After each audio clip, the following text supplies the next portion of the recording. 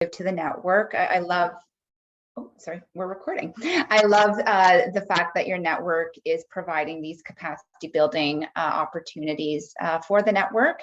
And I'm really glad that you guys have decided to focus on grant writing. My understanding is many of you are either new to grant writing or you've had a little bit of experience and you're here to sharpen your pencils. So over our next 3 sessions over the next week and a half, I'm really hoping that you walk away feeling fierce and ready to go out and obtain some successful grants. So my name is Nicole Beatty. I am the CEO and Chief Community Builder of my own nonprofit management consulting firm, Capacity for Community. I'm going to begin with a traditional land acknowledgement. I recognize that we are all joining in from many parts across Canada, coast to coast to coast. So my land acknowledgement is going to acknowledge the land in which I reside on. My little piece of the world is Cobourg, Ontario, a beautiful lakeside community about an hour east of Toronto. So as a settler of Northumberland County, Ontario, I respectfully acknowledge that I am located in the traditional and treaty territory of the Michi-Saagiig, Mississauga, and Chippewa nations, collectively known as the William Treaties First Nation, which include Curve Lake, Hiawatha, Alderville, Scugog Island, Rama, Beausoleil, and Georgina Island First Nations. I respectfully acknowledge that the William Treaties First Nations have been stewards and caretakers of these lands and waters, and that today remain vigilant over their health and integrity for generations to come. We are all treaty people. My bio is there for you to peruse at your own leisure, but I have been in the game of nonprofit community building for 20 years now. Over about half, I've been consulting in various capacities. Moving back from Australia in 2013 to my hometown of Cobourg, Ontario. After my sisters started having beautiful families of their own, I wanted to be closer to my roots. So I started up Capacity for Community. I love my hometown so much that in 2018, I decided to get involved in municipal politics, and I am in my final year of my first term as a municipal councillor. I have instructed with Charity Village and I've presented at various international conferences. One of my favorite things to do through my consultancy is coaching and training modules such as what we're going to be doing here today. I just want to let you know, Aaron will be monitoring the chat. So at any time you have any questions of clarification, either pop that into the chat. At the same time, I want this to be comfortable and casual. So feel free to unmute yourself and just call on me, and I'm happy to pause, answer your question, or if we have to go back and clarify anything, I'm happy to do that too. This is a mix of instruction, some polls, we have a few breakout rooms, and then we'll end with one-to-one questions. So it's really nice to meet you all. If you have a moment, I'd love you to drop your name into the chat, why you are here, and what you love about the work that you do. And so, as advertised through your registration, I'm looking at engaging you on 4 key learning objectives. We want to increase your knowledge on how you can embed grant writing into your organizational fundraising. I'm hoping to give you some tools, tips, and tricks on how you can inform your own grant writing practice. We're going to learn about how we can apply some of that best practice and core theory to your fundraising. And we're also going to talk a little bit, but not too much, about how COVID-19 has impacted grant making, and in my opinion, has changed the world of grant making in Canada for the better. So just a quick pulse check. I do have 2 questions that I'd like to ask the group. This helps me get a sense of who's online and where you're at in your own grant writing journey. So Aaron, if you could pick up the first poll. The question is, how would you rate your knowledge about grants or grant writing? 1 being, this is my first rodeo, with 5 being, I'm pretty much an expert. So just take a moment, and if you want to participate in the poll.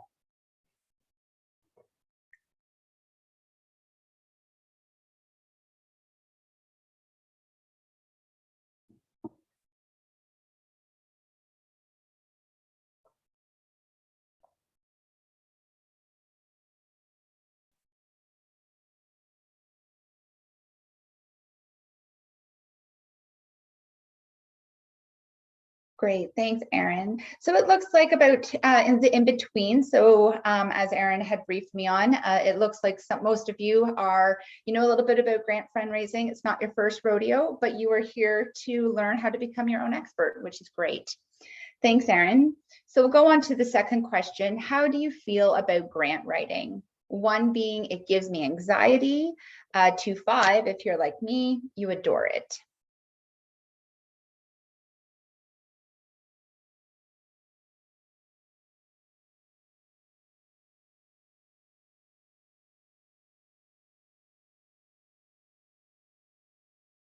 Are you good there, Erin, with the second poll question?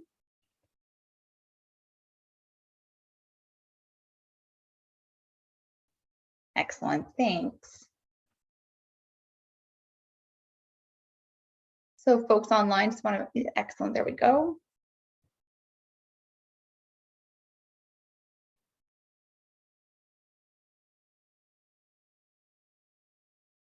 Okay, all right. Well, I'm really sorry to hear that it gives you anxiety. I know grant writing is a lot of work and it's very onerous and very overwhelming, but I'm going to try and help you increase your level of comfort and excitement for grant writing.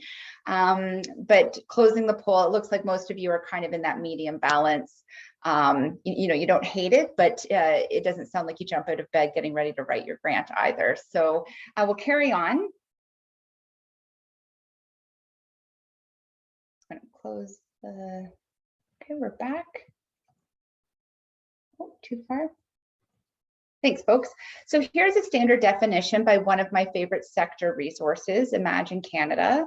I'll let you digest the definition at your own pace, but it's important to know that grants are a big component of small to medium enterprise budgets. They can be onerous, but they can be equally transformative.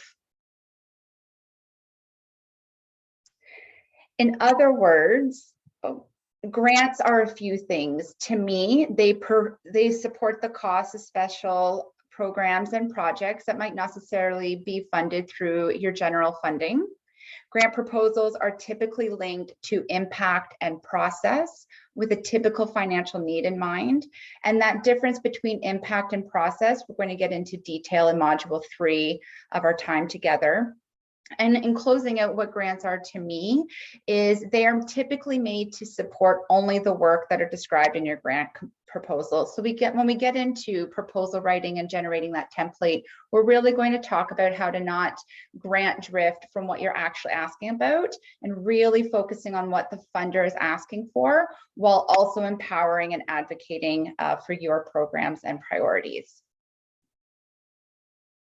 I just want to take a moment to summarize what does grant making currently look like in Canada. So this is a map of the geographic distribution of Canadian foundations as of February 2021, according to PFC.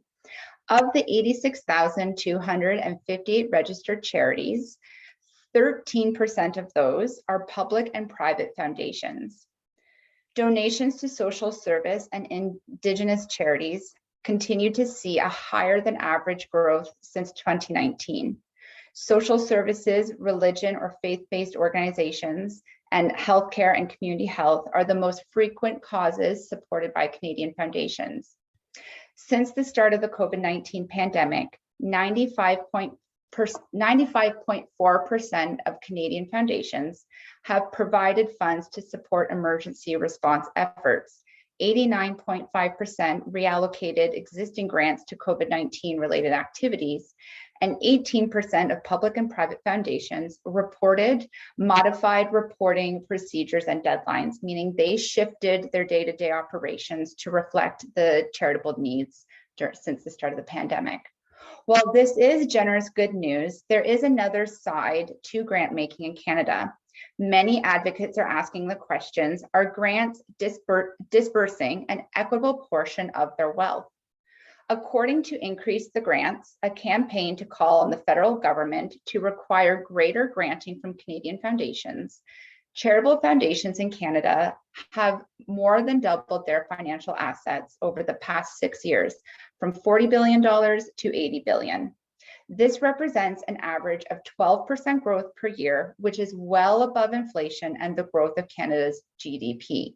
Over the same period of time, the ratio of money granted from foundations to charities has decreased year after year. So wealth is going up, disbursements are going down. While wealth is accumulating in investment accounts, foundations are not voluntarily stepping up to put into good use. Many argue that the amount of money being handled by public foundations has grown significantly over the past 15 years, and it's time for the sector to start increasing that disbursement quota from 7% to 10%. So the long short of it, Canadian foundations have money to grant. Now let's learn how you can ask for them.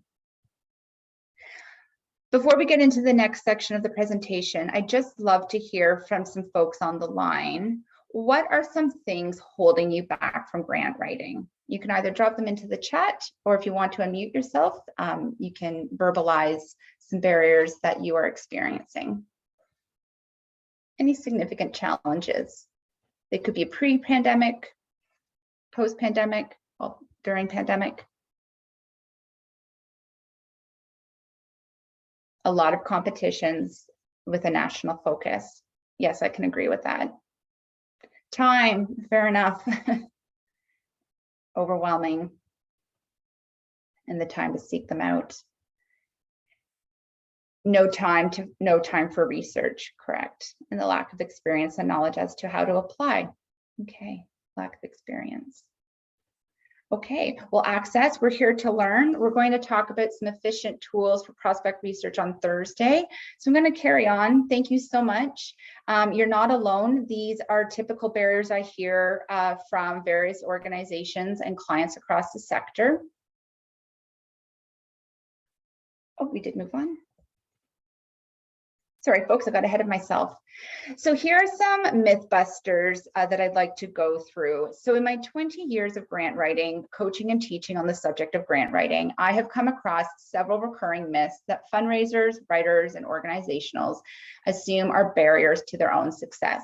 Here are my top 8 myths that I quickly want to try and find some truth in for you. So I hear from a lot of my clients that funders just don't like them. I personally think that's wrong. Yes, sometimes, especially grassroots organizations, it is hard for you to compete in a national landscape. However, I generally do believe that there are grants for every cause. You just have to find them. And that's where effective and efficient prospect research will come in. And again, we'll get into that further on Thursday. Myth number 2 is that you think that you have to apply to everything. That is so overwhelming, and we are increasing really unrealistic expectations for ourselves. I also feel, I know when I'm a grant writer with an organization, advocating and meeting the expectations of the board and senior leadership can be a challenge for me at times. And so coming forward with my prospects, a plan of action, and expected grant results dates helps to manage my time, but also the expectations of board and senior leadership who are not necessarily on the ground immersed in the fundraising. Alignment is everything. Later on, we're going to talk about how you can choose what funders you will go after and not also always necessarily chasing the bright, shiny money. The third myth is need over impact. We all know that Canadian grant making has moved past a statement of need and is now focusing on community impact. And that includes funders prioritizing their social return on investment, innovation, and transformation. And impact reporting and impact measurements are things we're going to talk about in module 2 and 3. A fourth myth is that your priorities are driven by funders. Hands up if you feel sometimes you are reacting to funders instead of responding to your own priorities. I know I get caught up in that whirlwind all the time, especially when a funder announces, hey, we have money and it's due in a week. They have the carrot and we chase it. However, there are times where we can be the carrot. And I really think it's important that organizations are very clear on their program priorities and the opportunities that you have to present for funders. Community-centric fundraising, you've probably all heard a lot about. I generally believe this is when organizations are taking the power back, they're empowering themselves, and they're putting forward, you know what, we're on the front lines. We are the ones changing the world, and we appreciate your philanthropy in, being a co-partner to affect that change. We're going to talk about how some of that change in power is happening in the Canadian grant-making landscape in a little bit. But I just want to remind everyone that you can set your own agenda and prioritize which funders you pursue, while balancing, that fine act of reacting to opportunity, but responding to your own needs. One proposal fits all, the fifth myth. Yes, I generally believe that building a proposal template works at the beginning, because you need to know what you're asking for, budget, metrics, impacts, all of those criteria that make a great grant. And a proposal template informs your grant writing. But funders are clever, and they can see through a boiler template or a copy and paste template. So there is that balance of your own proposal template, but that you can customize or rearrange to reflect the funding application or the funder's guidelines. The sixth myth is that admin money just doesn't exist. True. Gone are the days where a lot of foundations just gave you money for general administration. But this is where clever financial reporting and budgeting can come in. And again, we'll talk about that in Unit 3 when we go through how to build a budget and a work plan for a successful grant. It really is about aligning your direct cost to the program. So marketing, admin dollars, what program staff time is required to support the service delivery of the initiative or the program. So really getting smart about, no, I'm not implying that you're not smart, my apologies, really getting clever and crafty in how you are presenting admin dollars in your grant ask.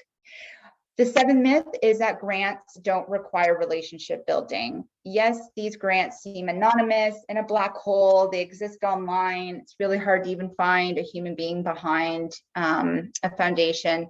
But more and more, especially public foundations and government grants and community foundations and donor advised funds operated through banks are really starting to put human resources. They want to reconnect with the community. And I really have seen this shift during COVID. And so we will talk a bit in Unit 2 about cultivation and how to establish a relationship with a grant lead or an account manager if they have that. And really that relationship building is to help you filter through, I heard a lot of you say you just don't have the time to write grants. Sometimes one or two conversations with that grant lead will just help you determine, what, this just isn't a great fit. And finally, a myth I hear all the time is that no writer means no money. I would have to argue against this. I think every organization can put forward a grant. I acknowledge that not every organization either has a grant officer or writing skills or a grant expert on your team, but you, by your learning, are making yourself your own expert. And not every organization has a budget to hire a full-time grant writer or a subcontractor such as myself. If you are able to budget at the beginning of the year for a grant writer, with the argument that a grant writer typically brings a 3 to 5 return on their salary or their consulting fees to your board, hopefully that will help you see that investment for a 1 or 2 year of growth in your grant writing line. If not, we're going to talk about how a team approach, an internal team approach, can be applied to your grant writing. So we're going to move along and just briefly go over, I believe there's kind of 7 members of the grant family, if you will. You probably have all come across these in some capacities, but the first is a community foundation. So as we know, community foundations across Canada are typically managed by donor advised funds, named funds, or established endowments. And some foundations do their own fundraising and will also operate their own general application intake. The second member of the family is the Family Foundation, and these are typically grants that are dispersed from funds contributed and managed by members or associates of a single family. So this is more of that legacy giving or that dynasty giving, family wealth trickled down generations over generations. and the trustees or the board of directors are typically generational members of the families. The corporate foundation, as we all know, are typically those that are established by a corporation to manage either their CSR or their community philanthropic goals. We have the private foundation, which can be a registered charity in of itself. And these are typically derived of earnings from investments and grants to qualified donees, so registered charities with the CRA in Canada, rather than administering their own programs. So they're really in the game of investing in organizations like yours to go out and change the world. Rounding out the family, we have special purpose grants, and these are focused grant making from public and private foundations or managed funds. These are typically time bound or pop up based on the social issue or the government agenda of the day. Seed grants are typically are a little bit higher risk taking and are specifically designated to emphasize on startups, to launch new innovation, or to take initiatives that might not go beyond a pilot period. So venture philanthropists, more next generation community foundations and family foundation members will see the benefit in investing in new and innovative ideas.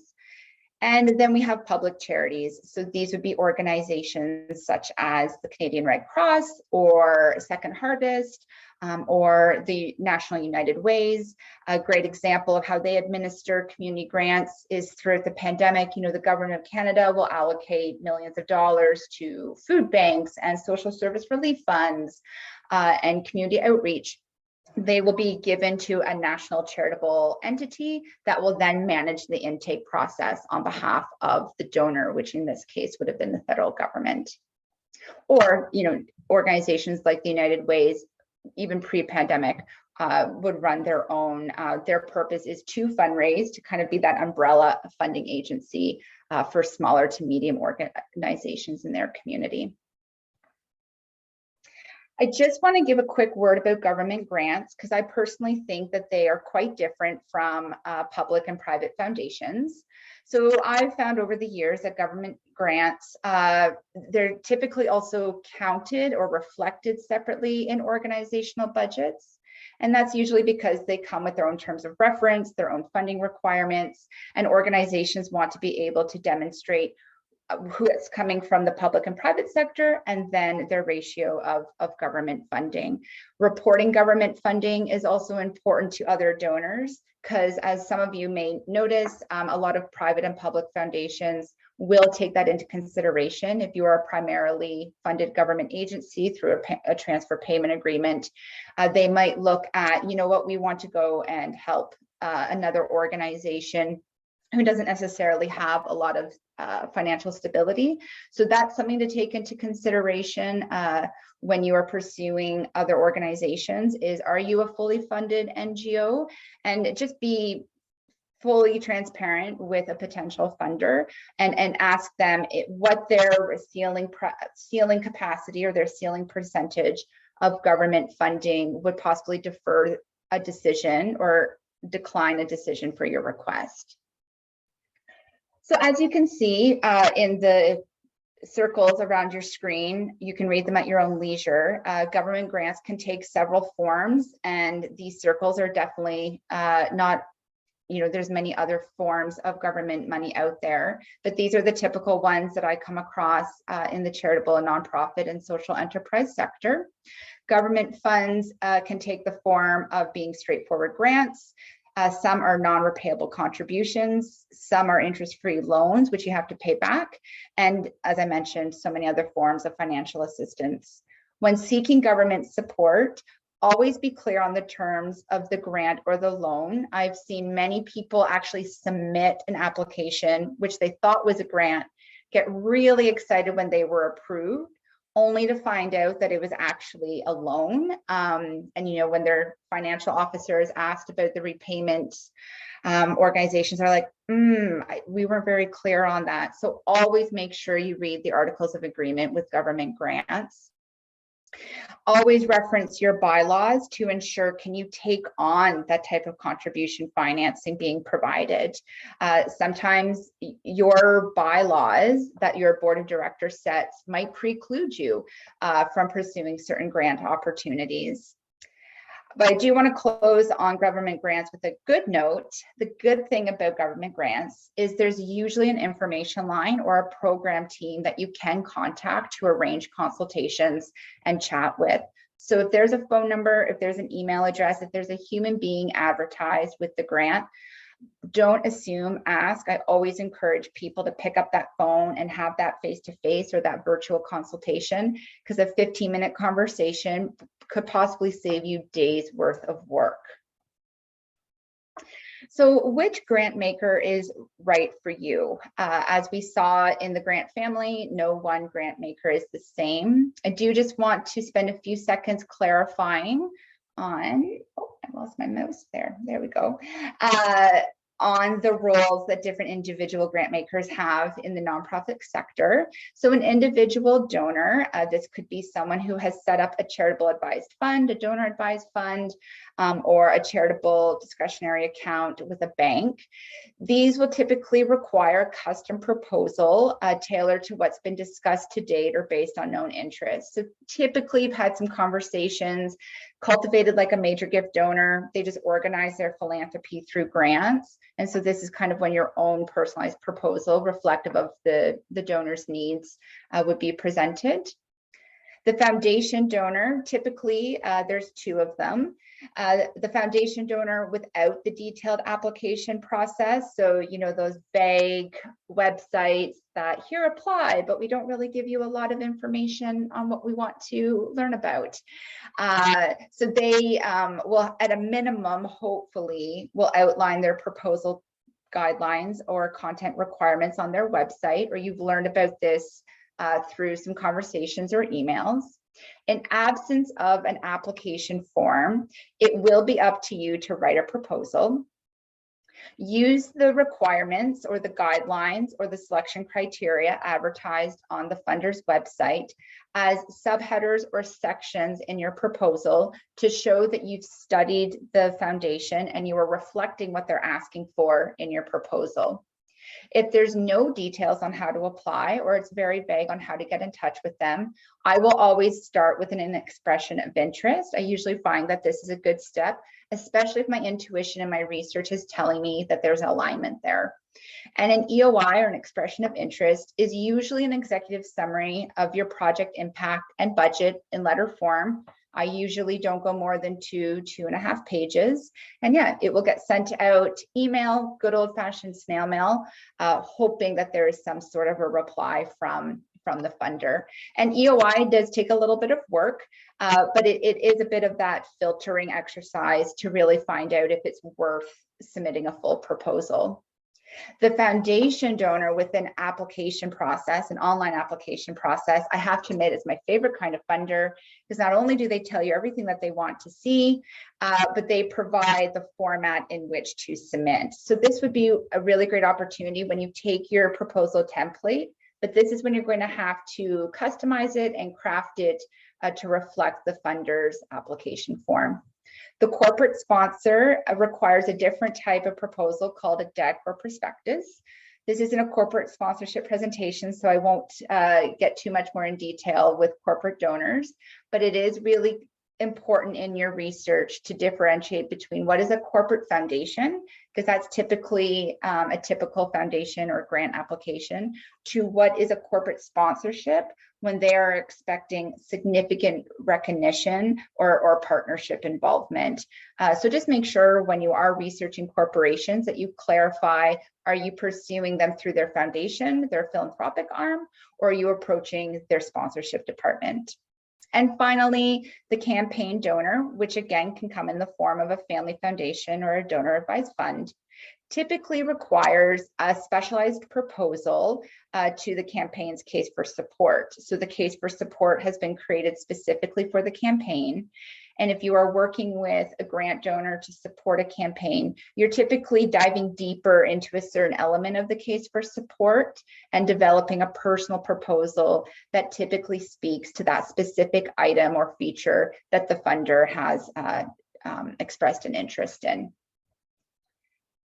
So that is a little bit about typical individual donor archetypes. We're just going to do a quick pulse check, and we'll do this through another poll. And the question I have for you is, which grant maker is on your radar, or which grant maker would be your ideal funder?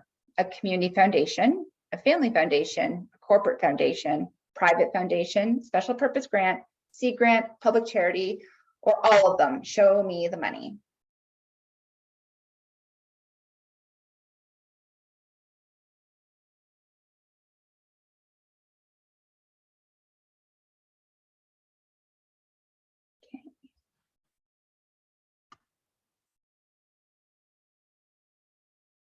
Okay, show me the money.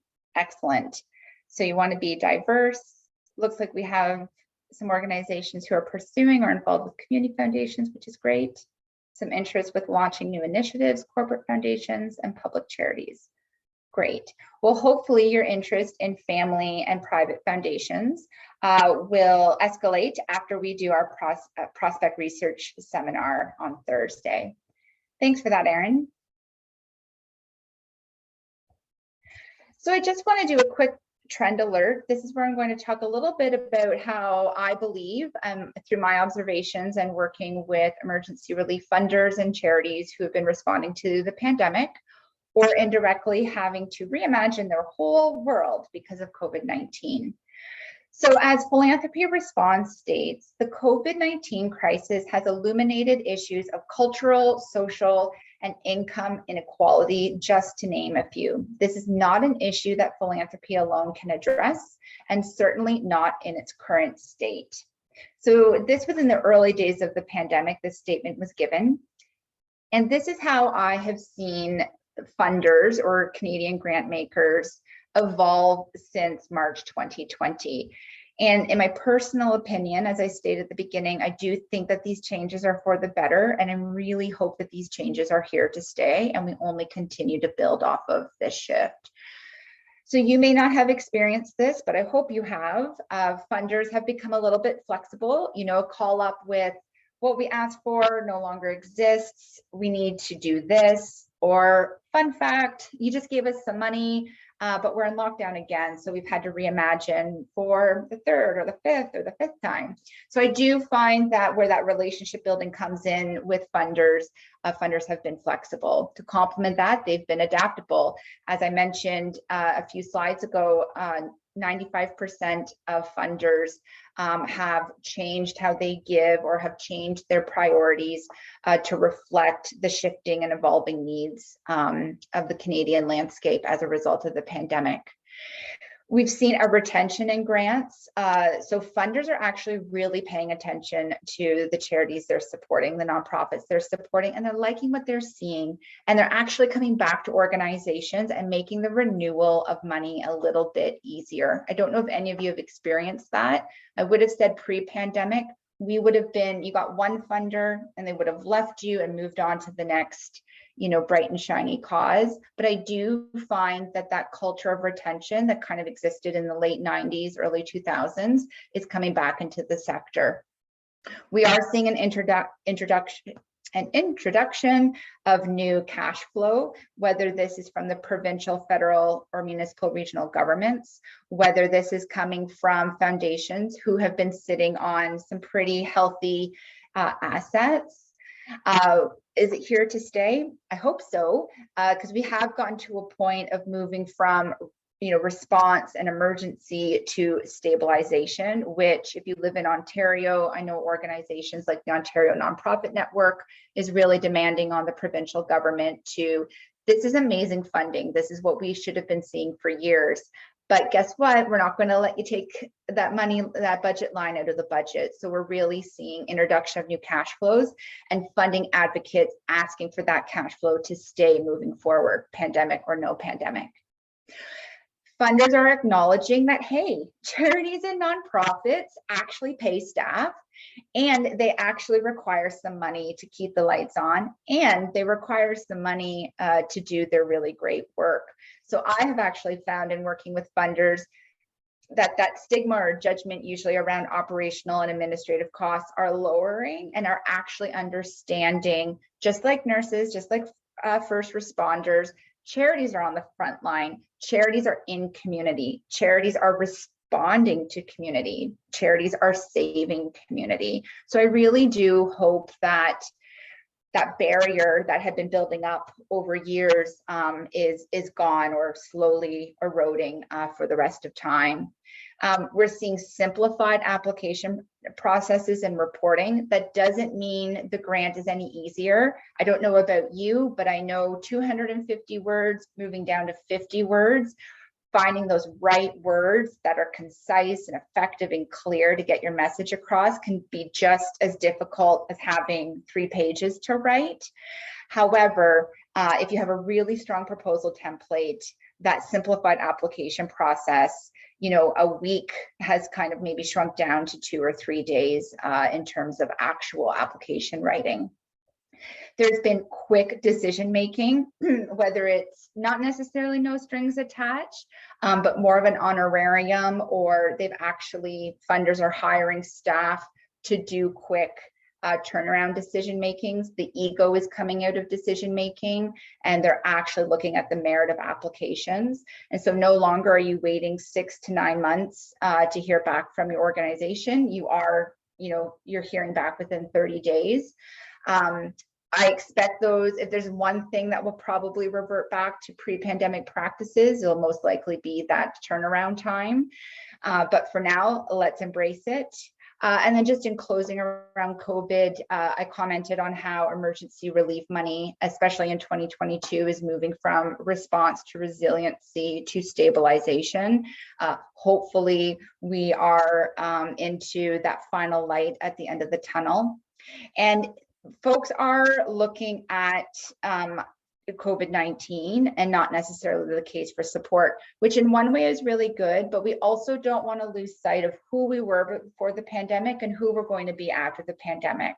So continue to build your case for support, continue to write that proposal, and including what you've done to respond to COVID, how COVID has changed you, and how you're moving forward. But in 2020, when we were very desperate and we were talking about COVID has almost shut us down, we're now talking about this is the new us, and this is how we are coexisting with COVID. So just moving a little bit from complete emergency panic to a more strong case of support that also reflects how COVID-19 has impacted and how you're moving forward with that. What are you raising money for? Are you looking at program funding for a specific initiative within the organization? Core funding, that backbone organizational support, keep the lights on, need to pay our staff? Or do you have a special project, time-bound initiative that requires funding? Maybe it's a pilot project. Maybe you are launching a new partnership. Maybe you want to test something or do some research. Ultimately, what you pursue grants for is a reflection of the priorities that your board of directors or your community or your senior leadership have identified. I really need to emphasize how important it is for your organization to have your program priorities determined prior to grant discovery for a few reasons, so that you are aligned with whomever you report to and whoever signs off on your proposals, but also so that you can go into your prospect research and your writing ultra focused. This goes back to one of the myths that I was saying, that do we react or do we respond? Does the funder drive your priorities, or do you, the organization, determine your priorities? In knowing what opportunities you have to present to funders, the more efficient that you will be in not only your research and your writing, but your cultivation. So again, we can put aside the B or C rated funders and we can really invest that precious time that you have in building relationships with your rank 1 or your rank A funders. And we'll talk about ranking, scoring, and qualification in the next session. So let's quickly take a few moments to dive into these 3 types of funding. The first one being program funding. So I think I alluded to a little bit earlier that grant makers do typically and are ideally drawn to specific programs that have direct costs associated with them. And these can be either a new program or service, an existing initiative, or maybe you are reinventing a program or service, or you're looking to build capacity, or you're looking to expand. Program funding's direct operational and/or capital costs are typically associated with the program budget. So again, make sure that you look at those grant criteria as to if they do support operational capital. If that's money you need and they don't support them, move on to your next prospect, because it's those components of the budget that you want to have considered per the funder's eligibility when you're developing your proposal. It also helps with you filtering who you want to pursue. And finally, my final note on program funding is that grant makers typically ask for impact metrics and a sustainability plan as part of the application intake. So we have to ask for this money, we're going to do all the good work, but then dun, dun, dun, the big question, and I know as a grant writer, one of the more annoying questions or hard to answer questions from grants is, well, how are you going to sustain your success? So this is when revenue diversification is going to come into play, but that's a topic for another day. The second type of funding that you might be looking at is core funding. So these are grants that would be attracted to supporting core operations, and they're typically undesignated. So these are the least strings untouched, and typically would come through an individual donor or a family fund or a donor advised fund of someone that you know. Grant makers are keen to understand how general operations are funded. So they want to know what programs and services you're doing to achieve impact, but they know that they are supporting general operations. These are the donors that get it. They understand that charitable organizations have day-to-day needs. And finally, grant makers are more likely to support operational costs that are directly supported with a community program instead of general admin dollars. And again, if you come across that, this is what we're going to talk about in the budgeting proportion of the budgeting section of module 3, where we actually look at how can we cleverly integrate admin and operational costs into a program ask. And closing out the types of funding, the special project funding. So I've been mentioning a few times time-bound initiatives. So grant makers with a varying portfolio, typically when they're shifting priorities or they have a new board or the government has changed or like COVID has happened, we've seen Black Lives Matter. We're going to talk about how equity, diversity, inclusion is finally getting the attention it needs and deserves from Canadian grant makers. They're going to keep their core operations, but they're going to start investing in these special causes or these special projects to see what performance indicators are, to see what's actually out there in the community. Deadlines are typically time sensitive. They'll typically happen either in April or September. April, new fiscal year, or September being like, oh, we're about to do our year-end giving and we've got a lot of money to give out. So you'll get that alert, and that is most likely when you're going to be having to scramble to put together a special project. Don't do a make work project. One thing I always filter through with clients in is this special project funding right for you is who can deliver it? And if you have to sustain this, what implications would it have on your budget? And if you don't have people to sustain it, is it really worth getting that money that's only causing more pressures post-funding? It is okay to say no or to decline an opportunity. And grants in this domain are typically one-hit wonders, leading to reactionary proposals from charities. So we're going to do a quick breakout session. We're going to break out for about 5 minutes. And I just want you all to connect with one another. Erin's going to assign you into small breakout rooms. And I just have a few questions I want you to ponder over. Has your organization received a COVID-19 related grant? If yes, for what purpose? Are you currently working on a grant application? And if so, what type of project? So hopefully you can talk about, have you received any COVID-19 related grants? And are you currently working on a grant application? And if you want to share the program details with your colleagues, that would be great. And we'll take a few seconds afterwards to debrief. So we'll see you in 5 minutes.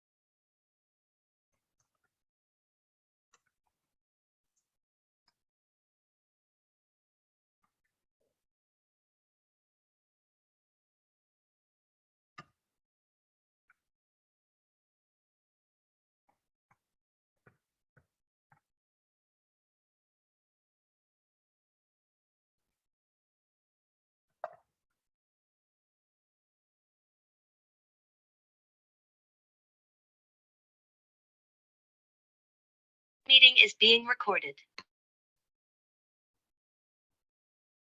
Welcome back, everyone. I'm mindful of 60 minutes goes by really, really fast. So if someone from your group just wants to summarize your conversation, if you'd like, in the chat, that'd be great for me to reflect on. It's always nice to know where you're at, so I can adjust going into module 2. I also do just want to note we are going to have to skip the second breakout session, but I'm going to stay on the line a few minutes after the presentation. So if you want to hang back and you have any one-to-one questions or need a debrief, I'd be happy to do so. So let's keep moving along.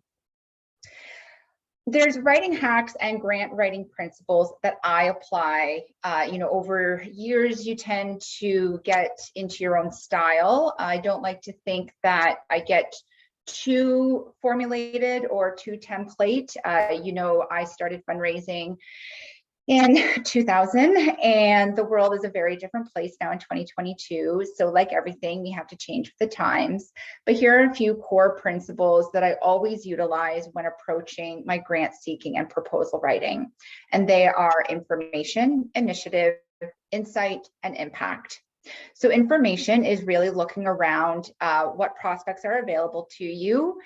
This is the research, how you profile them, your contact strategy, do they align with your priorities, and a review of the funder guidelines. The initiative is your program, your priority, what you're going to pitch. So this could include your statement of need, your scope of work, who is the target audience, whose lives are you changing through your good work. What's your work plan? So what's your timeline throughout the calendar or fiscal year? Is this a multi-year plan? How is the work going to scale up over that time? And then costing that out. So how does the budget associate with your scope of work and that work time? Capital equipment, materials, human resources, promotion, food, rent, you know what your costs are. Insight. So this is a little bit of field research where we can all get into our own heads and lost on the internet. So if time allows, I like to interview some of the program staff or leadership to get a little bit more understanding of the organization.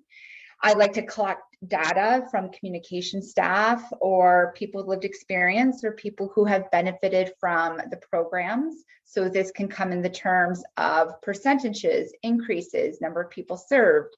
It's also really nice to have human qualitative data, so in the forms of testimonials and case statements. Photos if you're able to, while also protecting the identity of those that you serve. And are there other trends, best practices, or community models in which you're built off of, or which you are aiming to improve, or is there a gap analysis in which your model or your project is going to fill? And finally, impact. So these are your optimal outputs. This is that social return on investment that because of donor X or grant Y, you're going to achieve all of this really important work. They're measurable, they're time bound, they're a mix of quality and quantity. They're going from baseline to scaling up to growth. If this all sounds overwhelming, don't worry, it's part of module 3. And then we talked about a little bit of that sustainability statement. So we are going to give some thought in module 3 as to how we're going to demonstrate to a donor that we will still exist and we'll still be able to do this good work beyond the funding period. Some writing hacks that I have always found have been helpful is writing with a SMART perspective. So you might have come across the SMART method, which includes specific, measurable, attainable, relevant, and time-bound goals and objectives. In the follow-up to this webinar, I'm going to break down what SMART means. So Erin will include those in our notes. It'll just save us a few minutes in our time. Another writing hack is choose, don't chase. It's your narrative. It's your organization. You get to choose what you put forward.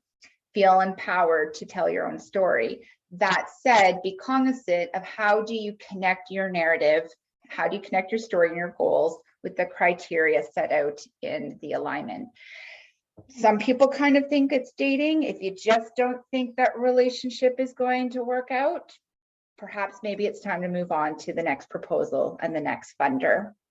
Precision is everything. I can't tell you how many times I edit grant proposals and they've gone on a tangent. And the best advice I can give you is read the question, read the guideline, And how can you reflect that in your answer? Answer the question. Money talks. So funders do want to see a transparent and exact budget. Include all expenses. And if you are able to include estimates, that's always adds some extra points with funders. And data is worth 1,000 words. And so with data, by that, I mean within your nonprofit or your community organization, you likely already have access to so many statistics, case studies, and impact reports by virtue of your organization's annual report. By including data points and case studies in your application, you can provide real-world examples of the ways in which your organization contributes to the community around you. We're going to skip the pulse check. I was just going to ask you what grant writing tips or tricks have been working for you. If you'd like to type in the comments, that's always great. I always like to see what I can learn from my colleagues in the field, or knowing what is working for you. So if you want to type those into the chat, that's great. But we will move along to our second and final trend alert. I just want to make a note on equity, diversity, and inclusion and how grant makers are applying this to their governance and funding structure. I won't have time to dive into all of this specifically, so I'll send my notes along with Erin's follow-up to you. But a few things that we're seeing with Canadian grant makers and their shift in EDI, and I think it's important to acknowledge and applaud that grant makers are finally applying this in their giving strategies. But I will first to admit that while they're doing really good work, we can always do more. So what we're seeing with some Canadian grant makers is they are starting to apply a gender lens to their philanthropy. So this is when grant makers across the country are embarking upon the important work of reframing how they prioritize the issues they fund and how different identities, such as race, class, gender, sexuality, or immigration status, are affected differently by that issue. From there, funders are starting to consider how these identities intersect and compound the issues they fund through their grant streams. We are starting to see funders invest in justice and equity as giving priorities. And so they're learning from the grants that they're supporting or through prior pilot projects to continue to achieve greater justice and equity, not only through their own grant making, but in the outputs and the delivery that we're seeing by community organizations. A lot of grants are really starting to invest in policies and practices. I know in 2021 alone, I believe I raised almost, well over $500,000 for various organizations that were focusing on building anti-racism and anti-hate frameworks for their organizations. So we can talk about how there's still some money available for those types of initiatives. Dedicated funding streams. So funders are picking priorities that are reflective of their own community. Again, each grant maker is defining what EDI means to them, but we as the organizations can also advocate with our grant makers to what priorities we need to see on the agenda. I'm going to just quickly go through, bypass community capacity. I'll include those in my notes, but I do just want to close out on EDI. I'm only one person in Canada doing grant writing, but I can say that these are some key focus of areas that I've seen funders prioritize and where there's funding streams available. Training and education and research for EDI, as I mentioned, the AR/AH frameworks as an example, the investment in truth and reconciliation projects, newcomer support services, and so on. So fundraising, how does the grant fit into your organizational fundraising? You're taking this workshop because either you want to incorporate grants into your fundraising mix or you want to learn how to increase your current grant revenue. Full disclosure, an organization should not rely solely on grants. Sure, they are a great injection of income and they help launch or expand your community changing program, but they can also be unpredictable, have a finite funding period, and can take a long time to materialize. The best advice I can give you is ensure your fundraising plan is built upon revenue diversification. So that it means having multiple forms of revenue that's just not a single source grant, or multiple grants that one day could end, will end, and a donor may not come back to the table. So what would you do if that funder wasn't there next fiscal year? That said, grants are equally essential to your fiscal health and the genesis of your amazing initiatives that save lives and build your village. Let's quickly look at the 4 functions of your shop that grant writing intersects with: organizational infrastructure, programming, financing, and communications. With respect to the organizational function, some things to think about is, does fundraising include your grants? Is it reflected in your budget and your revenue targets? If not, how can you start incorporating this year or your next fiscal year? We talked about program priorities. I'm also going to be leaving you with a logic model to help you outline some of your program priorities. So I won't exhaust that point any further. I think it's really important to answer these questions at the organizational level. So with your ED or your direct report, who's going to write the grant? What are you asking for? When do you have time to write it? And when is it due? Why are you writing the grant? And for how much? What's the approval process? Do you have a complicated hierarchy at your organization? If so, include that in your timeline. We're going to talk about how you can include a development calendar with your other organizational materials to help keep you on time and on track. And that's part of prospect research. And again, the human resources is, are you the program manager and you're also the grant writer? Do you have an opportunity to outsource one grant? Is this going to be a team-based approach? So the who, the what, the when, the why is really important. The programming function, is this a collaboration and a co-application? What are the terms of reference of your partner organization if you are co-applying? Do you have the time to conduct interviews with staff who are delivering the program if you are in the development operation and not necessarily on the front line?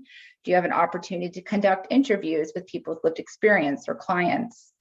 Do you have the opportunity to schedule that discovery call with funders? Again, my philosophy is never assume, ask the questions. If there's an email or a phone call, pick that up and find out that information.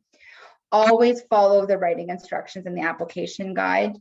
Don't mission drift from the task at hand. Again, it's that balancing act of connecting your goals with the funders' criteria. Download previous year recipients if available. Maybe there's an opportunity to even study their financial report or their impact statement with the funder to get a sense of what positioning was successful with the funders. Draft mock applications and have those reviewed by your senior leadership so that the approval process can be a little quicker. And then having that expression of interest on standby for either cold calling, snail mail, or to have to send out to funders that don't necessarily have a clear application process. Bear with me, we have 2 more slides.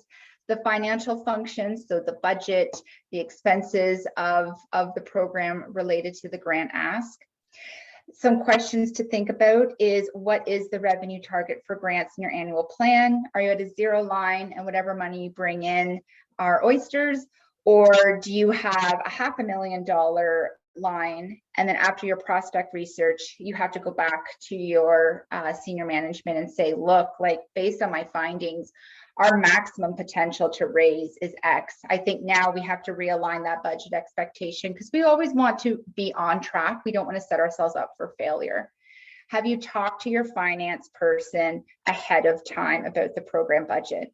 If an application has that budget worksheet available, the first thing I do is send that off to the finance team and say, hey, I'd really like to talk to you about this. We don't want to make up numbers. As I mentioned earlier, money talks.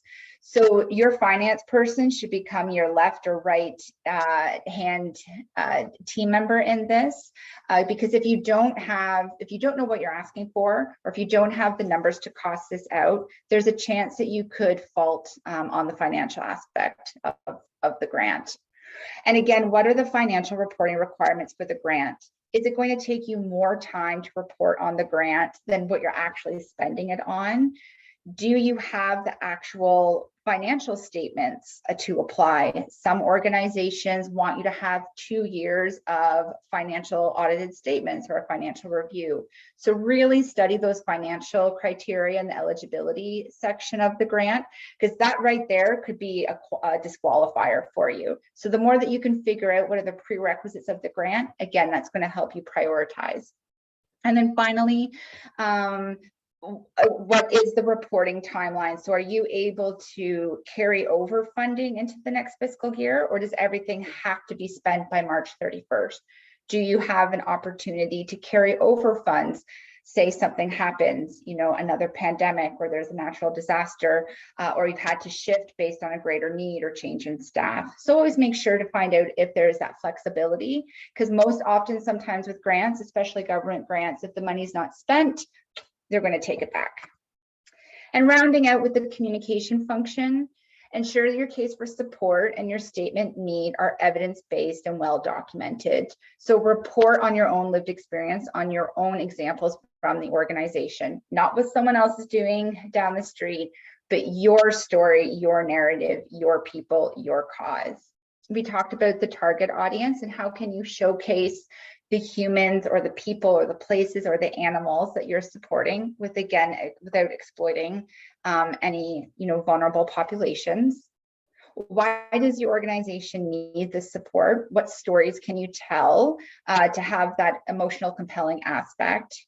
And how does your organization measure and report social impact? Do you have a communications department or a communications marketing specialist on the team that can help you with some of that positioning? Is there existing language that you can reframe from a proposal? Is there other fundraising collateral that you want to be have continuity with in your storytelling? Or are you starting from scratch? So there's other people who do writing with your organization. Tap them on the shoulder quickly, give them a call and ask them, hey, do you have positioning or do you have a proposition that I could build off of? Sometimes that would really help save time from starting from a clean slate. You've all been very patient. I'm going to skip the last poll and I'm going to close out with, throughout the course of your involvement with these workshops, we are going to fill your grant writing toolbox filled with some awesome resources. Take them at your leisure. Most of them are based on templates or worksheets that hopefully there's a little bit of an organizational time-saving tool for you. They're tools that I use when I'm working with organizations. And again, they're just added value for your participation. Hopefully they help you, but if not, they're just something that you can tuck away for another day. And that brings us to the end of time. I know we are 9 minutes past. I thoroughly apologize. Thank you so much for being here. I will stay on the line for a few moments. Feel free to get in touch. My contact information is here. I'm happy to take direct follow-up emails. If I spoke too fast or you need anything deeper dive. I also do provide one-on-one coaching if you are looking for additional support beyond these webinars. Otherwise, I wish you a safe, cozy and warm. It's very wintry here in my part of Canada. So I hope you all have a wonderful afternoon and we will see you on Thursday for prospect research and funder engagement.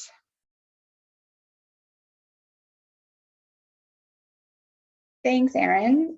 So if there's anyone online who wants to ask direct questions,